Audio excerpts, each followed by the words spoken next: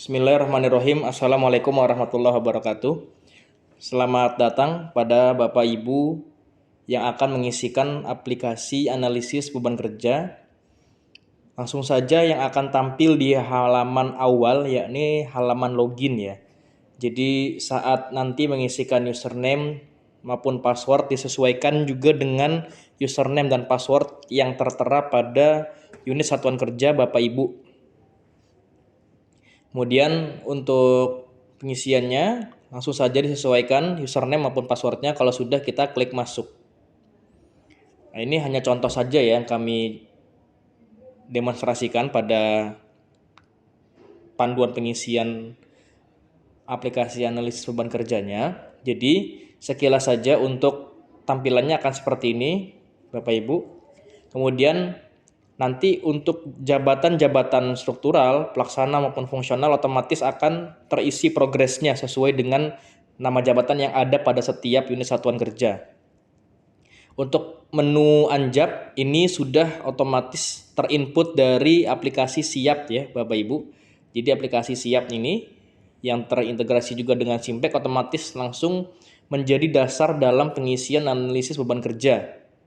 Adapun jika nanti Bapak Ibu tidak menemukan nama jabatannya atau nama jabatannya itu tidak sesuai dengan atasannya, misalkan di sini Kasubdit Pelayanan Administrasi Hukum Umum Kantor Wilayah.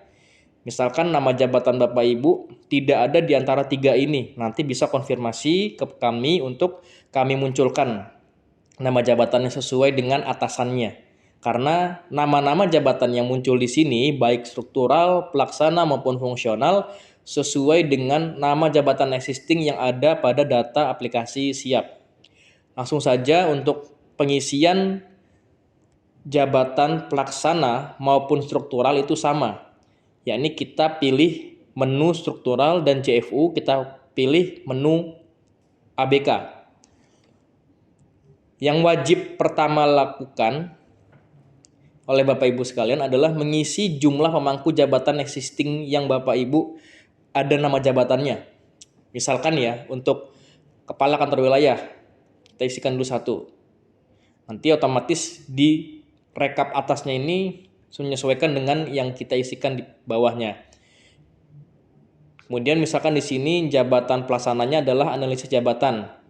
Misalnya pada analisis jabatan di bawah Kasubag Y, TU dan rumah tangga kantor wilayah, dalam hal ini mungkin ya kantor wilayah Gorontalo ada 7.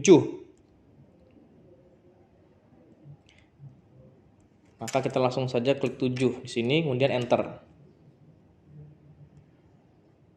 Nah, otomatis di sini untuk rekapnya menjadi 8. Kenapa ini menjadi penting Bapak Ibu? Karena kita akan membuat rekap terbaru sesuai dengan kondisi jabatan existing yang mungkin itu akan berbeda dengan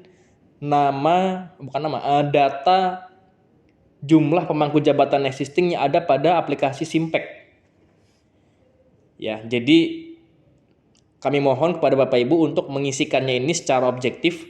Jika memang sedang terjadi kekosongan nama jabatan khususnya pada struktural, maka memang harus dikosongkan. Begitu juga dengan pelaksana. Misalkan nih, Bapak Ibu ingin memunculkan nama jabatan baru yang seharusnya memang layak ada di situ.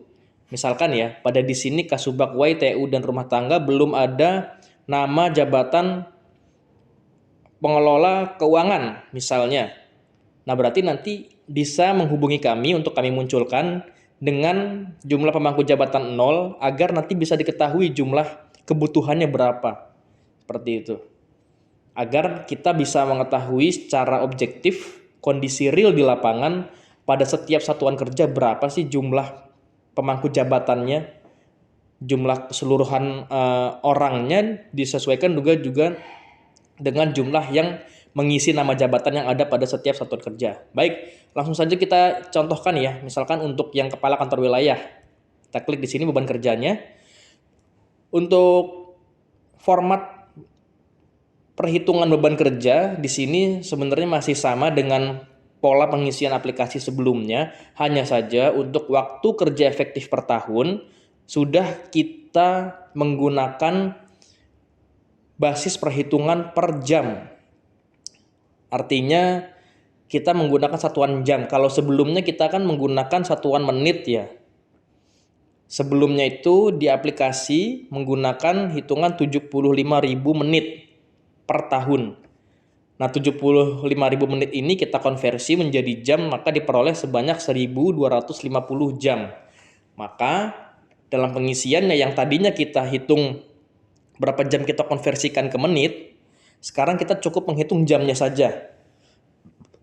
Misalkan untuk yang nomor 1 ya, memimpin penyusunan rencana operasional kegiatan kantor wilayah berdasarkan rencana operasional pimpinan sebagai pedoman pelaksanaan tugas.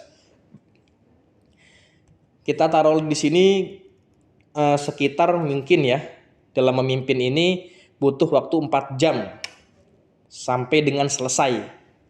Berarti kita cukup tulis angka 4 di sini. Nah, beban kerjanya itu dalam setahun berapa kali tugas tersebut dilakukan. Jadi perlu kami luruskan kembali, waktu penyelesaian itu adalah berapa lama waktu yang dibutuhkan sampai tugas tersebut selesai. Ya. Sampai berapa lama selesai itu waktu penyelesaian. Kalau beban kerja, berapa banyak tugas tersebut dilakukan selama dalam waktu setahun. Kemudian catatan juga bagi Bapak Ibu sekalian, pengisian waktu penyelesaian maupun beban kerja ini mengacunya pada tahun sebelumnya. Jadi karena sekarang kita mengisi di tahun 2022, maka yang menjadi acuan adalah yang kita lakukan selama tahun 2021, dari mulai bulan Januari sampai bulan Desember. Saya ulangi kembali ya. Jadi dalam melakukan pengisian di tahun berjalan ini mengacu pada tahun sebelumnya. Jangan yang sekarang dilakukan, tapi yang dilakukan tahun lalu gitu. Kemudian setelah itu kita peroleh ini pengisiannya acak saja ya, untuk sebagai demonstrasi saja. Katakanlah beban kerja di sini ada 3. Oke. Membagi tugas misalnya selesai dalam waktu 5 jam. Ini ada mungkin 12 kali ya, dalam asumsi sebulan sekali. Kemudian menyelia SDM di lingkungan Kanwil setiap saat. Ini seperti nomor 3 ini mungkin tidak dalam sehari selesai, bisa juga dalam waktu beberapa hari, tinggal nanti diperoleh saja akumulasi jamnya. Katakanlah menyelia ini selesai dalam waktu 3 minggu.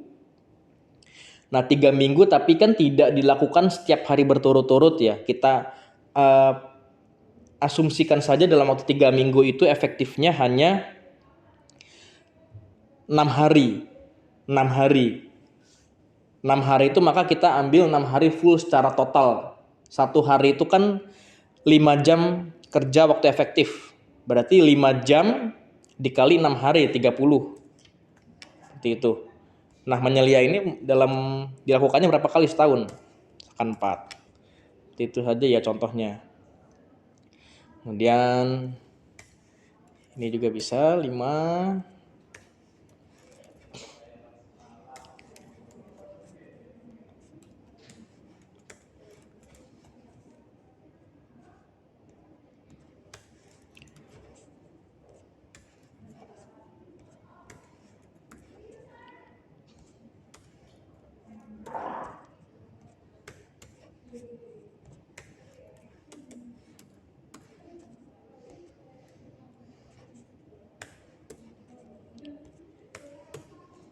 Ya, ini mungkin ya tidak semuanya dilakukan, tapi juga mungkin ada beberapa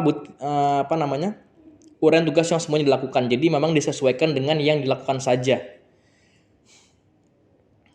Nah, ini misal hasilnya masih 0,49.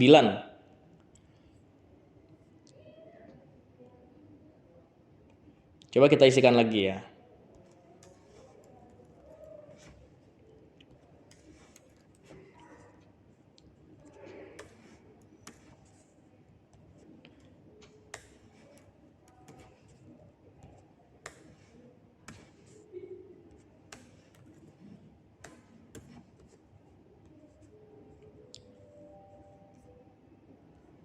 Ya, jadi setelah kita coba isikan semuanya diperoleh hasilnya 0,48. Kalau sudah, kita klik kembali. Nah, maka di dashboard ABK-nya akan terlihat sandingannya jumlah pemangku jabatan existing 1, kebutuhannya 1. Karena pembulatan 1 itu di atas 0,59 atau 0,6.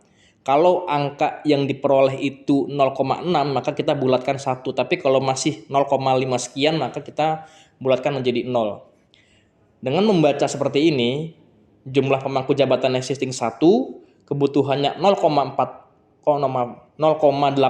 berarti kan 1. Artinya tidak terdapat kebutuhan, sudah sesuai. Jadi untuk jabatan kepala kantor wilayah kebutuhannya itu hanya 1 dan sudah terpenuhi 1. Seperti itu ya Bapak Ibu. Begitu juga misalkan dengan analisis jabatan. Contoh lagi nih ya. Nah, bagi Bapak Ibu yang menjabat sebagai jabatan pelaksana atau JFU, ini kan contohnya di sini namanya analisis jabatan ya. Kemudian kan di sini pemangkunya ada 7 orang. Maka 7 orang ini harus berkumpul berbarengan dalam mengisikannya, kemudian berdiskusi. Berdiskusi untuk apa? Untuk mengisikan waktu penyelesaian maupun beban kerjanya. Jadi pengisian ini tidak dilakukan oleh individu Bapak Ibu, tapi dilakukan oleh per nama jabatan. Jadi kami mohon untuk pengisiannya dilakukan secara berbarengan, dilakukan diskusi, agar nanti diperoleh jumlahnya ini sesuai dengan yang memang dikerjakan oleh 7-7-nya dengan menghitung rata-rata kemampuan. Contohnya di sini melaksanakan tugas kedinasan yang lain. Rata-rata ya, misalkan di sini ada 5 jam.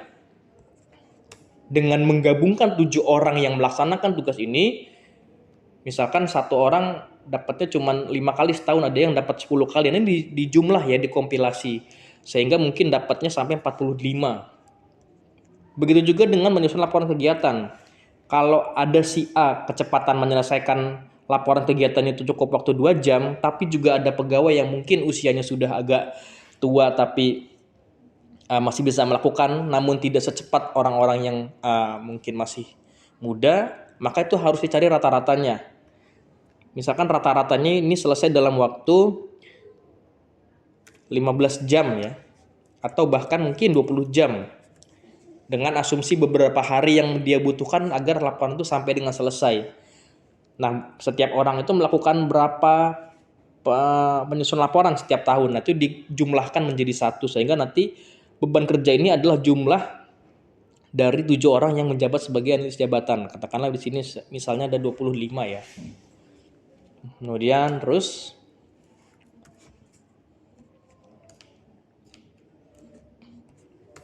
harusnya dengan semakin banyak jumlah pemangkunya maka beban kerjanya juga harusnya semakin besar karena akumulasi dari jumlah orang yang menduduki jabatan ini.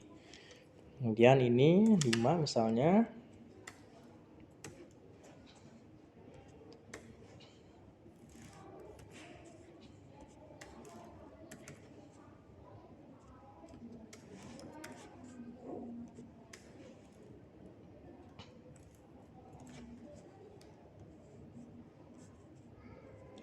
Nah, seperti ini Bapak Ibu.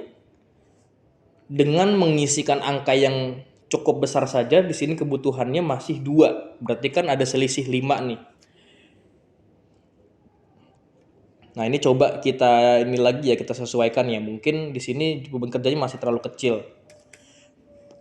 Kalau untuk hitungan setahun mungkin di sini bisa sampai 96 atau coba kita kali 2 dulu ya.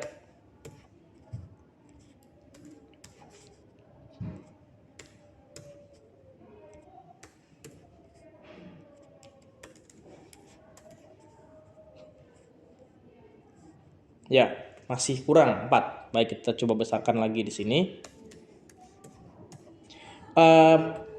Modifikasi jumlah beban kerja itu bukan semata-mata untuk memanipulasi jumlah kebutuhan formasinya sesuai dengan ini ya Bapak Ibu. Namun memang kita harus melihat bahwa idealnya organisasi itu tidak terlalu kebanyakan pegawai tapi juga tidak menunjukkan kekurangan yang sangat jauh gitu.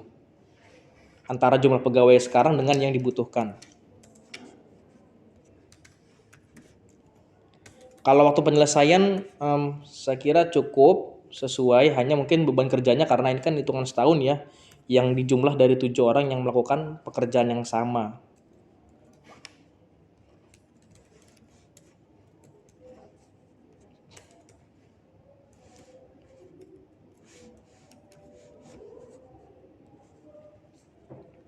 Nah, seperti ini contohnya.